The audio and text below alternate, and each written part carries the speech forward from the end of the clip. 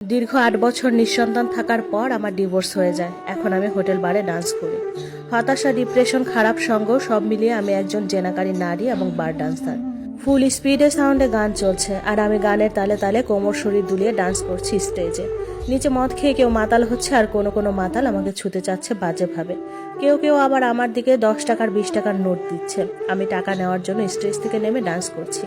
আমাকে বকশিস দিবে এমন কেউ বকশিস নিয়ে বসে আছে, আমি তার সামনে গিয়ে ডান্স করছি। কেউ কেউ তো আমাকে চুমুও দিচ্ছে। আমি সহ আরও 5 জন মেয়েও ডান্স করছে।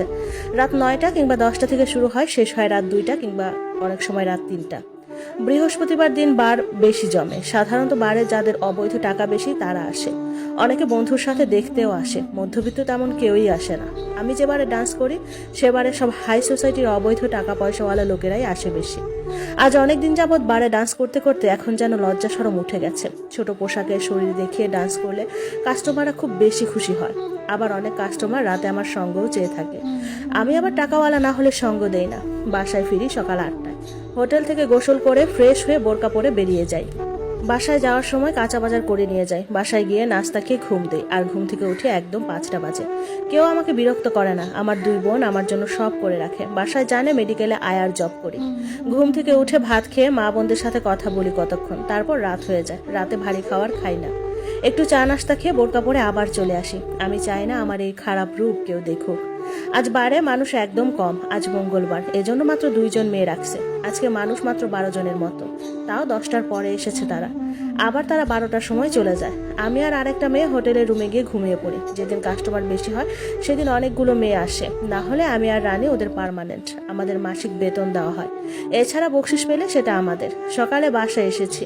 10টার দিকে এক মহিলা এসেছে আমার বিবাহের সম্বন্ধে। তার কাছে একটি ভালো পাত্র আছে। আমি মাকে সোজা সাপটা বলে দেই, তোমাদের ইচ্ছে মতো একটা দিয়েছ, কিছু বলি নাই, আমি বিবাহ করব না। দয়া করে আমাকে আর বিবাহ দেওয়ার চেষ্টা করো না। আমি অনেক কষ্ট পেয়েছি সেই সংসারে। চোখের পানিতে ভাত খেয়েছি। আমরা ভাড়া ঘরে থাকি এবং খুব গরিবের সন্তান। আমরা 3 বোন, কোনো ভাই নেই। আমি সবার বড়। ডিভোর্সের পর এক কাপড়ে আমাকে বের করে দেয়।